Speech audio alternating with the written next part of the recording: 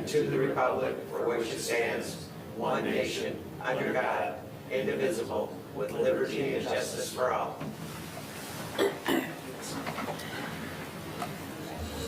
Good evening. I'll have the clerk please call the roll.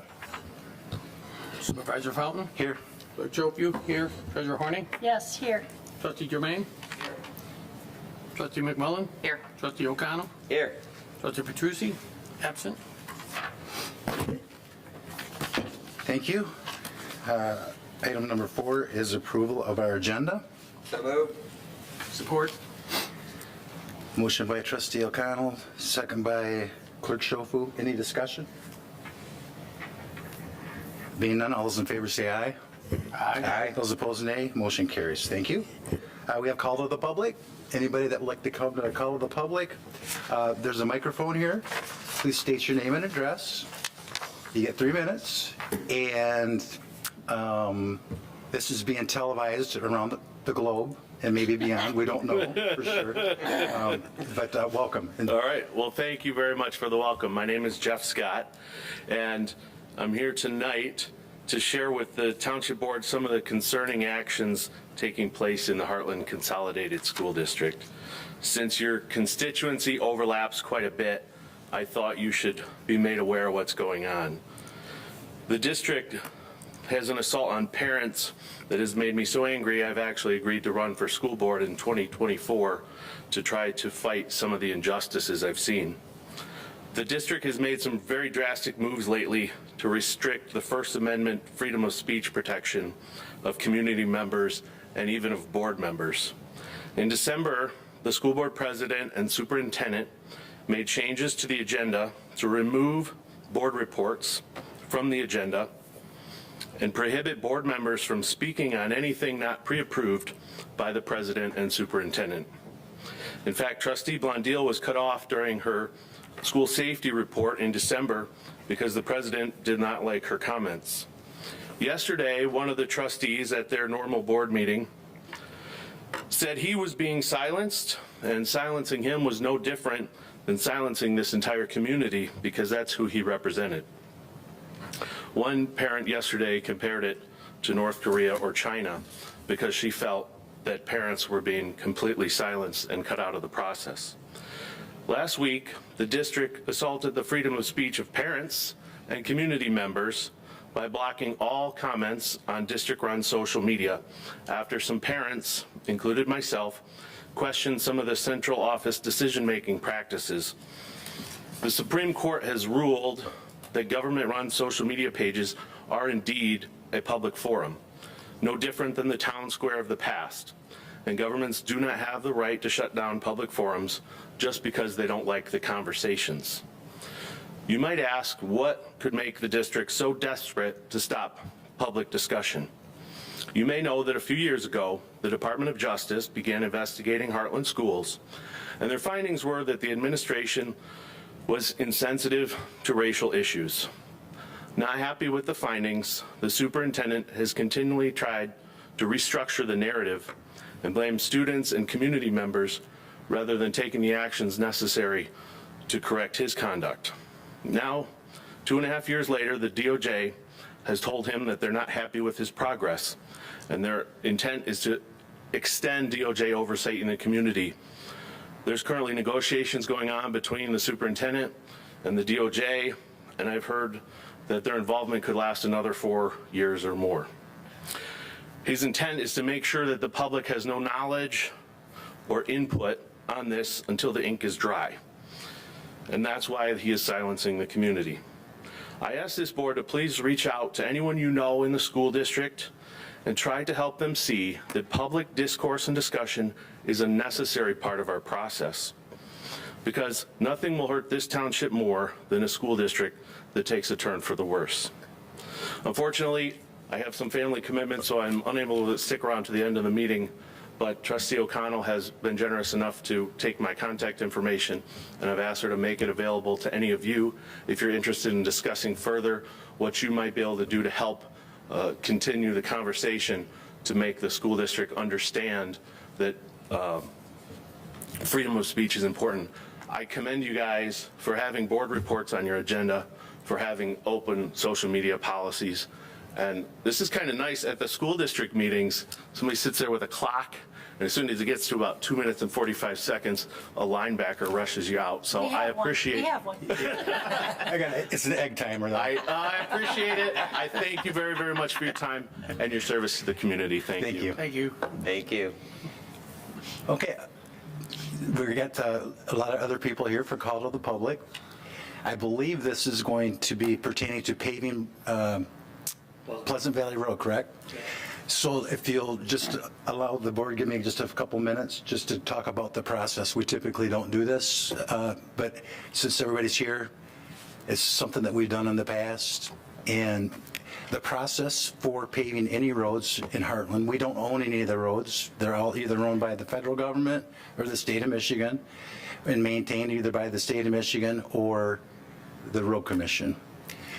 So about 10 years ago, I think it'll be 10 years ago, this after the end of 2024, we went to the voters. We had a large group of citizens come together and put a plan together, a road millage and a sidewalk walking path program. So this was the first time that we ever had that. It was 1.5 mils. We had some projects in mind that we wanted to take care of. We worked very well with the county, and the county is restricted by their funds, but what they try to do is go into communities like Heartland that passed a millage, and we actually got about 50% more done by working with them as opposed to if we just use the funds ourselves or the county used their funds. Some of the biggest projects we did in the last time were is it Hacker? All the way down with Osceola Township. If you remember, that was a dirt road. We paved it from there all the way down to Golf Club, I believe. A lot of those type of projects we worked very, very well with. We are anticipating this November to have another millage. We have already anticipated some projects that we took from our last survey and everything else that we did based on road counts.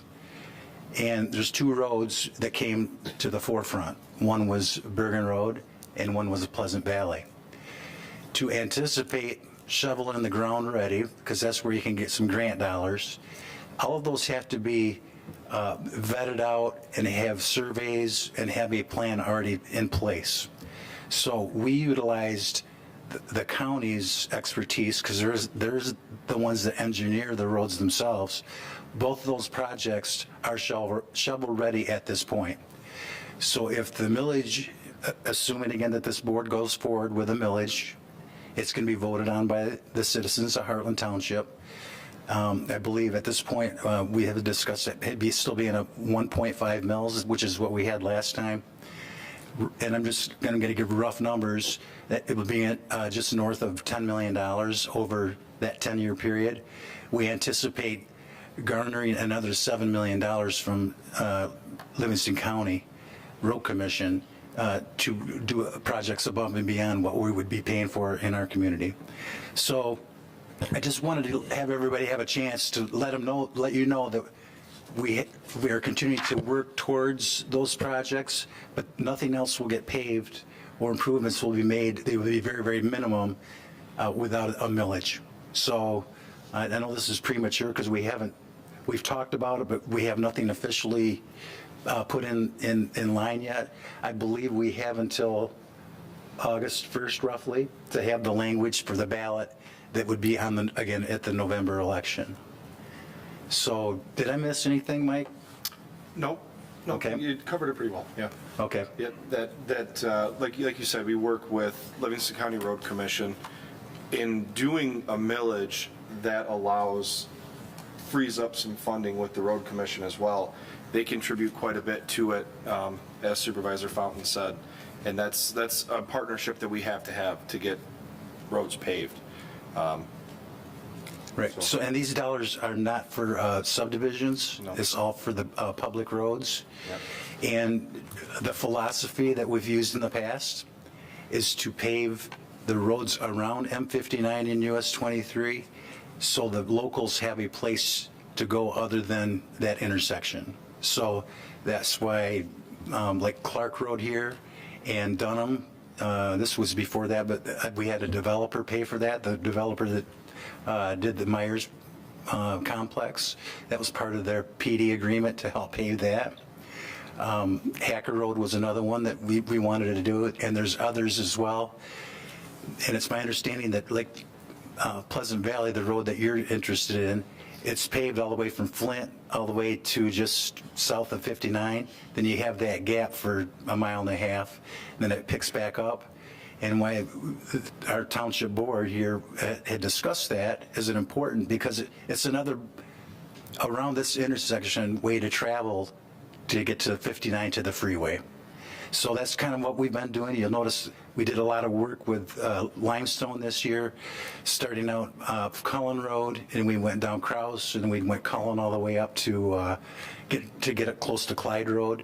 So again, we're trying to give safe, better than just gravel roads around that 5923 intersection. So with that, you get your 3-minute egg timer. Anybody wants to come up, please just state your name. And please come to the microphone again, and it's live. So, good evening. My name is Scott Cole Savage. I don't know if a few of you may remember my dad, Bert, who was on the board.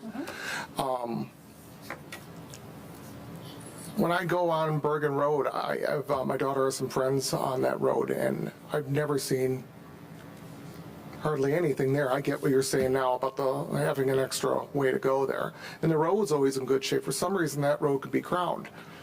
Our road, when they redid the with the limestone, they crowned it like you do any gravel road, and then they put culverts in. Now the culverts are gone. The road's much wider because those ditches are now gone, and what was a crown in the road is spread out. So now we got the widest road in the county, maybe. I don't know if that's a good thing. But every time people come from the south, we've had it happen ourselves. If you're coming from the south, or I'm sorry, if you're coming south from Flint, you go, and all of a sudden, if there's a traffic jam near 96, 23, anything, GPS reroutes you and tells you where to go. It tells you to go, took us Clyde Road to Pleasant Valley to Kensington. That's great. Same thing if anyone's coming in the afternoon, getting off work, what have you, from Detroit. They come, and you know, all the trouble we've had with 96 and 23 with the construction that never ends, they all come up. We're getting full traffic, whether it's paved or not. We're having all the way from Gigglers to 59 is not that uncommon for traffic jams if there's something on. I don't see where Bergen can compete with that. It's nice that you're doing that, but it certainly doesn't seem like a priority. I mean, there's a lot of other roads that I haven't been briefed like you folks are. You've done all the research, but I can't believe the two are being mentioned in the same breath. The traffic jams, is there not, as far back as I can remember, it's been on a 10-year plan for somebody at the county. 10 or 20, they change it once in a while to get you excited. But it's always been on someone's list, but that isn't helping. And this isn't just a matter of, yeah, we'd like to have a nice paved road. I mean, the wear and tear is ridiculous on that. Let's see what else I have before my clock runs out. And like you said, it's the only portion of the throughway. They always have told me that that's very important to have that paved because of what it represents as a bypass for 23s. And it's the last portion all the way from I-69 to Kensington and 96. Is there not any state or federal funding that could be accessed? And I've always heard that that's so important. Nothing ever. Livingston County's like the lowest in road funding, aren't we? Okay. Yeah, Livingston County's, I think The we're lowest 82nd out of 82 counties. I see. In funding. And they're just, every time there's a traffic jam, where it's always the same thing. I can't get out. I try to get my girl to volleyball practice and whatever. I got to plan around it. I got to go down Lone Tree to Tipsico to get out to 59 to then go to Heartland. I mean, try going there at 4 o'clock in the afternoon and see how you like the traffic, especially if there's a traffic jam. And the next day, go over to Bergen. Nothing against the folks on Bergen that want it done. I understand that. But I think there's two different reasons. Well, they are two different reasons. Most They're both- of our population lives in that southwest quadrant by Yeah. Bergen. So they're two different problems and Right. challenges, but they're both important. Very. Yeah, I understand that. It's just, man, this road's just crazy. If you go there at 4 o'clock, we have so much traffic flow right now. Nobody cares that it's gravel. And now they want to take the curves out. All they need is a good guardrail. Let's let Darwin do what he said. I mean, sorry, it's a little harsh, but seriously, what next, bubble wrap people?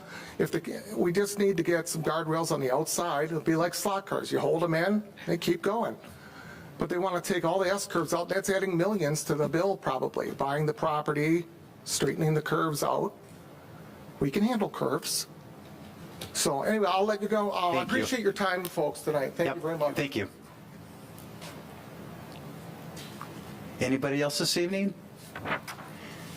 So again, I'll just get up briefly. okay, thank you. My name's Scott Garcia. I live off Slay Trail. So, I mean, we're just here overall as the community that lives there to fully support both the millage moving forward, assuming that it'll be flat. It sounds like maybe, or maybe you're considering more, but certainly we deem this as an important project for us and wear and tear on our vehicles overall. So that's the reason we wanted to show up tonight collectively, to show that we're fully behind it and support it, and would appreciate the support if the millage passes. Thank you so much. Anybody else this evening? Okay, so, I did have one thing I wanted to address on. yes, So Kyle Davis, I live off Slate Trail too, but what we're looking for possibly in the interim before we get paving is maybe some maintenance to be done on a more regular basis. The potholes that show up because of this traffic diversion just tears our cars up. And it's ridiculous sometimes, you know. We've lost stop sign there probably at Golden Oaks, I don't know, probably 4 times a season now. Just the road's so distorted, the cars just lose control.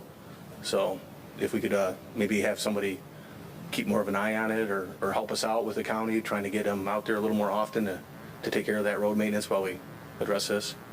Well, as a taxpayer, I'll say something. You can call the road commission at any time Oh, we do.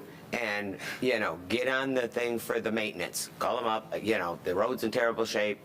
And whenever I've called, driving in our township, I'll go back 3 days later and they have addressed it. So they do come. Yeah, one of the things they're not doing though is they're not crowning the road properly. So when it does rain, it's flooding driveways, it's washing driveways out. There's huge dikes, if you will, that are being carved in there. They pulled all the culverts out back when we put the 21AA down. I'm not really sure why, but there used to be some sort of water management there, but we just don't have it any longer. So, all right. thank you. Thank you. And as this process goes forward, there'll be information on our website, and we'll be having more meetings and that type of thing, just so everybody's informed. But thanks for coming out. This is the biggest crowd we've had in a while. So, On the coldest day of the year. Just 1 second for one more small thing, because Sure. I don't know if this is proper for me to address it in, but where we all live, the 2 subs, like Scott mentioned, it's horrible with the traffic right now. We're having a terrible problem with people not obeying the laws. We all have kids out there getting on and off buses, playing, and the traffic is crazy. We're wondering about no passing signs, caution, blind driveway signs. I've been sitting at Slate Trail waiting to turn in and had people pass me with cars coming up a hill. Now, obviously, they can see there's a hill and they shouldn't be, but we're wondering about, is it possible to do some kind of signage, we're all very concerned. I wasn't Yep. sure if you were the correct people to address that. well, we can pass that along. We don't have any, they will not let us put out signs. We don't have any jurisdiction. However, when we get comments like this, Mike has a good relationship with those folks. And It has gotten extremely crazy in the last 2 years because we've become a major thoroughfare because of the construction. And it's amazing. We've almost seen this year 3 head-ons where we're sitting waiting to turn into our subdivision because people are passing on the left, passing on the right, passing on a blind hill. And we're just concerned somebody's going to really get hurt or a kid could get hurt. So, thank you. thank you. Yes. Sorry, I'm Nick Raval, I live at 615, I'm on the corner. I want to echo that. We've had at least 4 people hit my mailbox personally this year in the last 2 months. That corner is an ongoing struggle. I know you guys crowned it, it actually made it worse. Drive by there, look at all the trees, they've all been hit. Not one of them does not have marks on it. Anything you can do to slow people down, be huge. I'm scared to get my mail if there's cars coming. I won't go to it. Thank you. Thanks for coming out. Appreciate your time. Drive safely tonight. Bundle up. Okay, we'll move on to item number 6. Is approval of our consent agenda. So moved. Support. Motion by Treasurer Horny, second by Trustee O'Connell. Any discussion? Being none, all those in favor say aye. Aye. Aye. Those opposed, nay. Motion carries. Pending a new business, we have one item this evening. We have Adam Carroll from the Heartland Deerfield Fire Authority to give us our budget presentation for 24-25. Good evening. Thank you. 24, 25, that's hard to say. You have the floor. 5. What happened? It's hard to say that, isn't it? It is. It's just, we did do 23, right? Yes. Okay, just want to make sure. I think you have it in your packets. Traditionally, I start on actually page 3, because why not start at the bottom? Because I think it paints a very interesting picture. The first off, obviously, we start there because it explains what percentage share of the budget was split between the townships and how that changed compared to previous years. So we'll hit that first. As a reminder, and it kind of says it in there, we measure raw usage, so hours spent per person in each township respectively, and then averaged over 3 years to take out any weird spikes kind of thing, kind of eliminate the roller coaster ride a little bit. And we've been doing that for, oh gosh, probably back to 2006 or 7, I'm guessing. If you look at the far column on the right, and we'll kind of work this backwards completely, apparently, page 3, and start on the right. Current year, it worked out to 76.9 and 23.1. Well, not current, that's for 24-25, which I didn't label properly. How do you like that? That's supposed to say 24-25 in the big box at the top. Underneath that is our current fiscal, which will run us through March 31. That was at 77.1 and 22.9. So you can see from Heartland Township's perspective, you'll actually drop about 0.2 of a point. Moving over to the left, the column kind of in the middle of the page, the new data in front of there is the 2023 data from October 1 of 22 through September 30 of 23. The percent split was 77.2, 22.8. Obviously, you can see that stuff. The interesting part for me is the hours, and we talk about call volume continuing increasing and those kinds of things. Well, if you look back over the years on how the hours just slowly creep up, right? Percentages are interesting, and we certainly use them for budget purposes, but directly related to the budget, obviously, is this slowly creeping up hours of time we spend on incidents, which is really a much better measurement of call volume increases than just the raw number of calls. We talk about this when we talk about cost recovery things and things of that nature. Going to a single car accident or a standard medical emergency or some type of larger fire. The number of hours and the number of people involved radically changes. So just raw call volume count is interesting, but really doesn't tell much of a story as much as it does the hours we spend on emergency response. So, Adam? Yep. Oh, go ahead. Excuse me? Yeah, like the difference between 21 and 22 is 240 hours, and then the difference between 22 and 23 is 780 hours. Yeah, for Heartland, yeah. No, total hours. I added Heartland Deerfield together Oh, I gotcha. and then subtracted it for each year. It's, 240 between 21 and 22, and then 780. That's huge amount. Yeah. Now, some of those, if not in, I could certainly dig in and find out, but I'll tell you, it would not surprise me if we find out that we had a much more significant storm season in '23 than we did in '22 type thing, right? There can be little nuances in there that will capture some percentage of that shift. It certainly won't cover all of it, but yeah, every year. So another question too, outside influences, i.e. like we were just talking with that previous group, road construction, Yeah. would you know off the top of your head, was there because there was a lot of construction on the freeway as well in the last 2 years.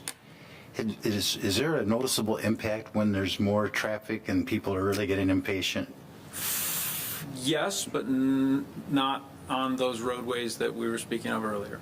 So, I want to say that based on my recollection of where we went to calls, if that makes any sense. I could find it out for Yep. sure to see if it was. Yeah, my question was not necessarily our local roads. We absolutely see an increase in it. It would be or are there more because people are trying to cut through? Absolutely are more. Right. And trying to find a shortcut to get down to the freeway like 96 Yep. from Pleasant There's roads Valley. they haven't driven before, and now they're in a hurry.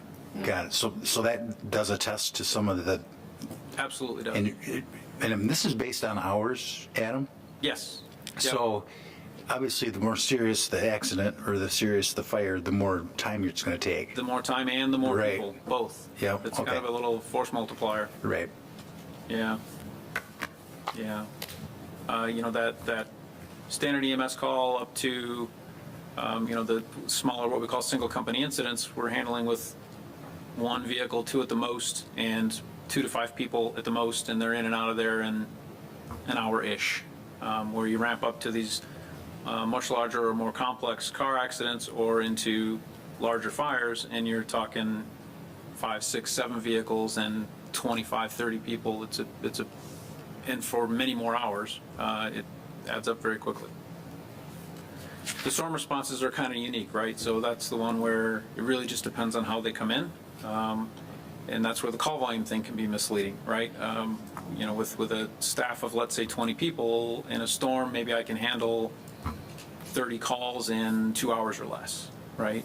But if those calls stretch out over Yeah. over a longer period of time, it's much different. So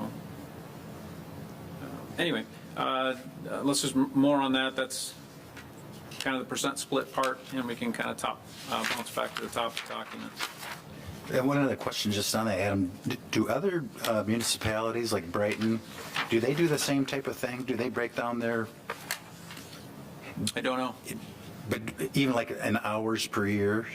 Yeah, it's extracted Yeah, data, not for sure. necessarily the percentages, but Yeah, I'm no, just, for sure. it'd be really interesting to see if they're having those same type of trends as Heartland does. Yeah. Heartland Deerfield. Yeah, I would, yes, there's a couple moving factors in there, but yeah, it's absolutely extractable data yes, for sure. Thank you.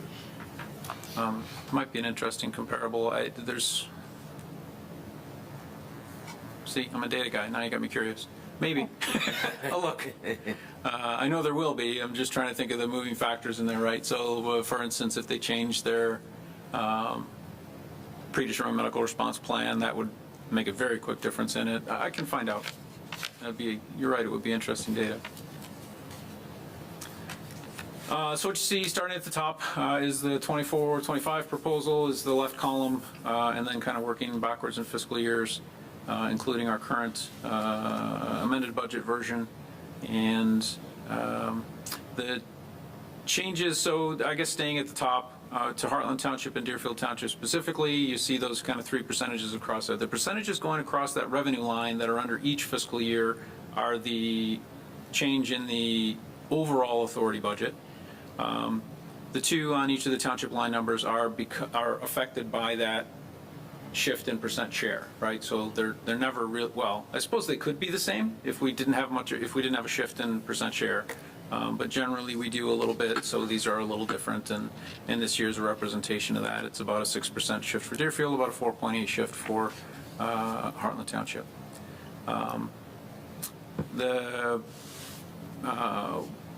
Wage category, obviously, first one to come up and really is the place that you see the changes. The 4.5 is kind of that third step and to some degree, we're not really keeping up with anything, but doing what we need to do to some degree keep competitive, but it's certainly just honestly reward. We have a very good staff and happy to definitely at least keep them competitive, and that's kind of what we're doing.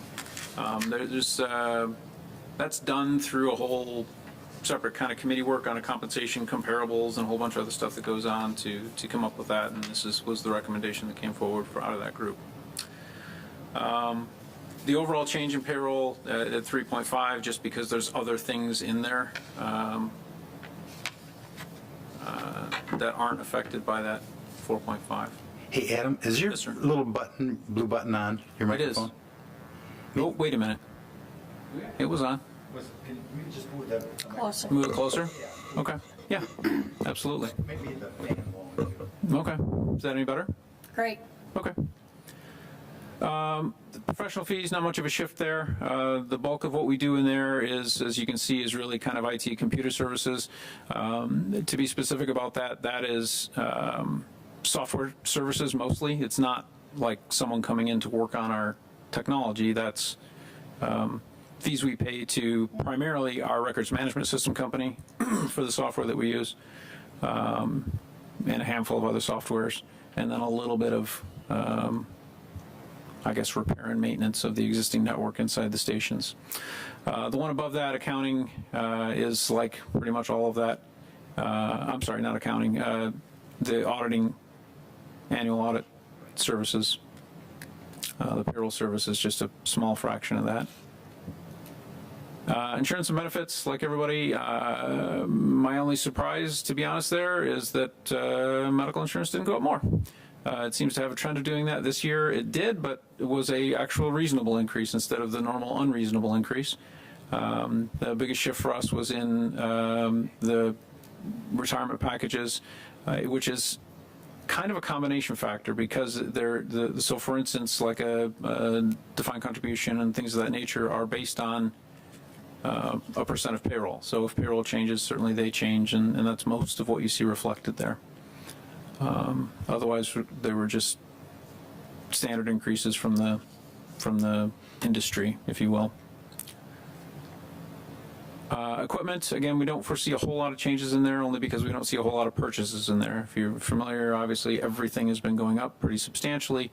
However, from a needs standpoint that we forecast for the following year, we don't foresee a big increase in that, just because we don't have a ton of stuff to purchase with any luck at all. Utilities we held flat only because it's been such a roller coaster ride, and you've heard me say this before. For some reason, electric has been somewhere between stable and, in my opinion, under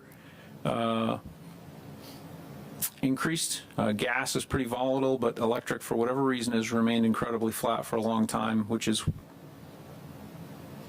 unusual. But is the case. And garbage and snow is what it is. The bulk of that is snow removal, and obviously the bulk of snow removal is salt. Dues and subscriptions, again, pretty flat. Physical vaccines holding flat. In fact, we just changed vendors of that service. Our previous medical facility changed hands and lost interest in doing firefighter physicals, so we moved on to a different facility, and price-wise it was pretty neutral, so we're holding the line on that. Training, big drop. It looks like a drop.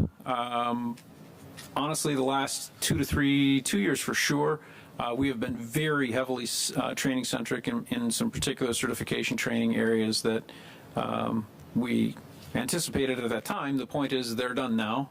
So a lot of the heavy lift on certification training has dropped off for us for a bit, certainly for this coming year, which is the reason for the drop in that one. Comms, buildings, pretty much just holding the line. And transfers, so again, the transfer one, that 4.9, I would love to just delete that one out of there because it's another misleading one where it depends on what happened the prior year. So for instance, if we get a grant, a reimbursement grant from the state, like we're about to get another one for about $20,000 for turnout gear, if we do a particular size end-of-year transfer based on the audit, right, it all affects those percent changes. But we're forecasting, although down a bit, it's primarily because we expect to get some other reimbursed dollars from other places that take that back up to our 135 range, which is our normal target. That target slowly increases over time, of course, with just increase in costs of those capital items that we'll purchase in the future, but that's what it is currently. That is about as quick, or at least as high level anyway, not necessarily quick, of an overview of it top to bottom. I'm certainly open to any questions on it.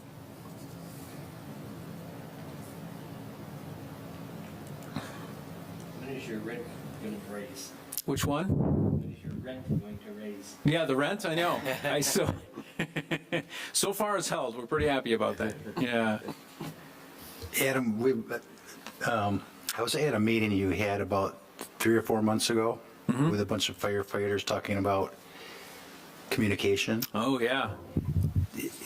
You had mentioned that the radios and stuff are starting to get older. Is there something anticipated? I just was curious. I didn't see anything in there, but maybe we just didn't go over it. That would be a capital thing, yeah. Yeah. And yes, there have been some updates since then. So Maybe just a quick flyover for the benefit of the board. 'Cause Yeah. I think you were kind of like the chair of that whole. disappointingly, yes. Yeah. It's good and bad. There are 3 heavy lifts that the county needs to do. And by the county, I mean not just the Board of Commissioners, but even just county public safety in general. 3 big lifts that need to happen soon. From an administration standpoint, that to me means over the next 1 to 5 years, and in different orders. So specifically, they are CAD, which is computer-aided dispatch, which is basically the computers in the fire trucks that we use to get dispatch information, routing, all kinds of other stuff. And it's also the primary source for the data that we use for our incident reports. That is a one countywide CAD right now that has been failing for a couple of years, was bought out, which is a thing that happens. Surprise, surprise, the company that bought it out pretty much bought it to let it sit there idle. And that's exactly what they're doing. So the problems that we have with it are never going to be fixed. The big player in that, honestly, is law enforcement, because the records management piece for them is an even bigger deal, especially when we wrap in jail management and a bunch of other things that they do. So they're kind of leading the charge on that, but it's still a countywide solution. From a CAD standpoint, the exposure for us as an agency is somewhere between none and low. That is a very clear central dispatch responsibility to provide that using surcharge money from phone bills. So that is not something that gets passed along to us. It never has, and it's certainly not about to start. That project will probably get underway yet in 2024. For us, really, the only changes potential is if, for whatever reason, the hardware, the computers that we're using in the trucks won't run whatever that software is, I suppose, then yes, we may have to buy a couple of relatively disposable computers, somewhere in that certainly less than $1,000 range a piece, to do that on. And so that one we're good with. Again, it'll probably get underway yet in 2024. The next one, which is really the big lift, is towers for the radio network. So Livingston County, since inception, has had 1 tower. It has been inadequate since inception, and is being addressed finally at this point. The prior administrator of Central Dispatch chose to build a fabulous building instead. Current administration of Central Dispatch realizes that that was a less than desirable idea and is fixing that. The new tower system would incorporate 4 new towers in addition to the one we already have, for a total of 5. That is a much more reasonable coverage for a county our size, and will last us, as far as a full tower, I suspect it will actually last us forever. This is probably the last full tower add. Past that, there's a couple things in the technology world that will probably eliminate the need to add any more full towers. We can, if there are gaps in it that come from development throughout the county, they can be solved by what are called microsites, to just fill in a gap area for cost comparison. A full tower right now is about $3.5 million. A microsite is about $250,000. So likely those microsites will be able to fill in those holes. And then the other thing that's coming along is there's a big push, it'll probably happen over time, is piggybacking a lot of our what's called land mobile radio or radio communication, piggybacking it off of the cellular networks, because it is digital now. It's not analog like it used to be, so that can be done. Running an entire radio network on a cellular network, bad idea, but using the cellular towers to supplement it and fill in holes and all those things is I think, a very likely outcome in the next probably 35 years, honestly, that the technology is moving pretty quickly. So then the last piece, which is really the one that the towers have no impact from a cost standpoint on us. The last one, which is the radios that you mentioned, yes, absolutely it does. So the county as a whole got into this 800 megahertz program right around 99, 2000, kicked it off by about 2002. You can remember what happened in 2001, which caused a grant stream called Homeland Security funds to be really high for a few years. It was very timely for us in Livingston County because we used a lot of Homeland Security dollars to roll out the 800 radio program. It bought the radios, it bought all kinds of stuff, and that worked great. Those radios, as you might have guessed, are about 20 years old now, which is about 5 years past the average life expectancy, at least for a radio. And that is where about 60% of the radios in Livingston County are at. They are well past life expectancy. They function, but if they're broke, we can't get parts to fix them. And sometimes even just putting a new program into it, a new template channel layout, is enough to what we call brick them, basically wreck the firmware, and you can't fix them. Specifically for our agency, we are just under that mark at about 56% of our radios are at that point right now. Again, they're functioning but not great, and we are not at full deployment. What we've been proposing and pursuing through the county is this concept of this is a countywide problem.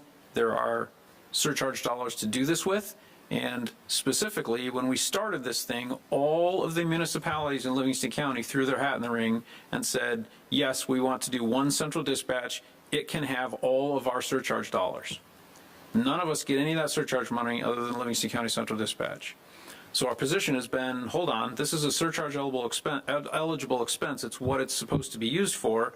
This is a you problem. Help us fix it. And that's really the path that we're on. I would, if I had a crystal ball, I would tell you it's probably not going to get underway until 2025. Another year. Coincidentally after an election. But I suspect that'll happen sometime in 2025 where either via SAD or millage or some other funding mechanism, perhaps even a blend of surcharge money and some other things, the county will move to a capital replacement program that looks eerily similar to what we use at our place, because I built it, to replace existing radios. So it won't make everybody whole, but it will say, here's the countywide radio deployment, here's a life expectancy and a replacement schedule to do that technology by using some form of countywide pooled dollars. There's a handful of advantages in there. First, it puts that expense, in my opinion, where it belongs. But in addition to that, because of the size of the group, it's a huge pricing advantage. So to put that into perspective, Motorola has steps. If you order a number of radios, you get a certain % discount. that goes all the way to 40% discount, depending on the volume that you're buying. Do you know how many radios are out there for the county? Yes, I can pull that up, actually. We have around 650 portables, I think. I could pull the number up. I don't want to necessarily quote it, but it's approximate. yeah, it's a huge number, and that's in Yeah. portables. So there's portables, mobiles, and then what we call desktops. There's not a lot of desktops because those are the ones that sit kind of in the dispatch room Yeah. at stations. But mobiles, basically, there's one for each emergency vehicle you see on the road. A couple of those emergency vehicles have two in them. Usually, command vehicles usually do. And then portables is the big one because there's lots of those. But when we start talking numbers of that size, that's what can really push us into those 30, 35, and 40% discount ranges. So it's just a matter of a reasonably sharp person managing the replacement schedule to make sure that when we order radios, we've got a count that hits those targets, and there's a huge advantage. So the other thing it does, in generally speaking, is also keep us in the county using similar equipment, which is helpful across the board, not only for trades and swaps and how many backups does one person really need, not when we have an entire county worth of them. It does a lot of things to really streamline and make that as efficient as we can be. So looking forward to seeing that kick off. And like I said, I really believe it will in 2025. There's a lot of support for it. Not surprisingly, there are some concerns of doing it before November. Okay, thank you for that update. Yep. Other board members have any questions? Well, here. We don't accept this tonight, approve it. Do it goes with the rest of our budget? Yeah. Yeah. Well, actually, you can approve the budget as it sets now. It will be part of ours, but approving that, the fire department budget would, I think this historically, it's been I thought approved we at this. Just have one question, and I don't know who to ask it to. It's, what you presented is fine with me. But my question that I have is, we get a certain amount of revenue when we send out taxes. Is that fund sufficient to support this budget? Mm-hmm. Okay, that's all I need to know. Because at one point, we were talking about having to We raise got close. fire bills. Yeah. But that's off the table now? We're fine. Okay. That's good news. It is very good news. Okay, so there's a recommendation that we approve this proposed budget this evening. So I move entertain a to, motion?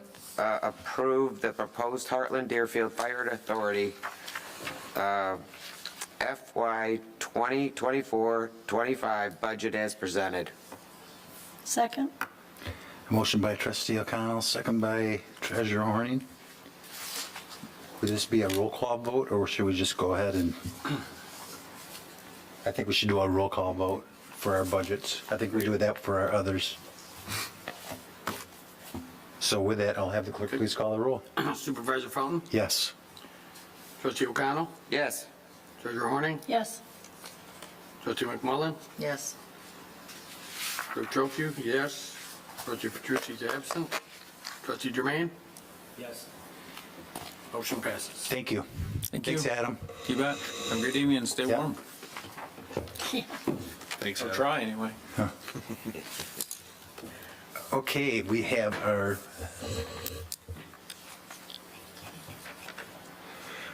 second meeting starts with treasurer Horning. I have nothing. Trustee Jermaine? No Oh, report. I'll take that back. I did send out the treasurer's report today. If you have any questions, let me know. Okay, thank you. Trustee Jermaine didn't have anything? No, sir. Trustee O'Connell? No report. Trustee McMullen? No report. Clerk Schofu? Just a brief update, we're continuing with the election. We just sent out the absent voter application forms. We had sent out the ballot selection forms for the absent voter ballot people a few weeks back. We're getting a lot of those back already.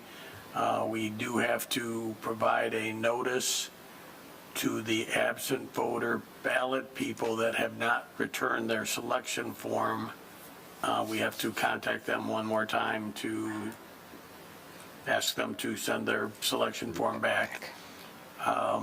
We don't have to do that with the absent voter ballot application people because they will check that form, they're asking for a ballot.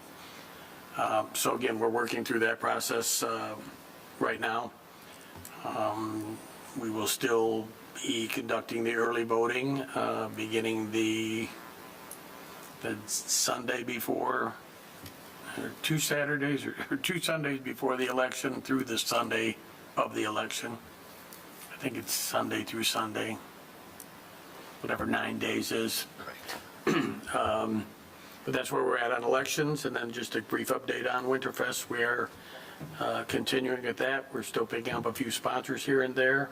As it stands right now, we're still going to hold off on the ice rink till we get a little bit closer. It's a very expensive proposition. We want to make sure the weather cooperates for that. If it doesn't look like it's going to be cold enough, we will probably not have an ice rink this year. We will have all of the other events. We will have the 2 warming tents. One's an entertainment tent. One will be a more of a craft tent. WHMI will be there from 4 to 6 and through the fireworks, which will start at 6. I've got a question on that. So if somebody wants to be a sponsor, how do they do that? You can just contact the clerk's office, or I think out on our website is the all of the paperwork that shows you the sponsorship levels and that kind of thing, and you just contact either the clerk or deputy clerk, myself or Heather. Okay. Thank you. I have no report this evening. So if there's nothing else, we'll take a brief recess and we'll go over this evening manager's report and the 24-25 employee merit pool discussion. We'll take a brief recess.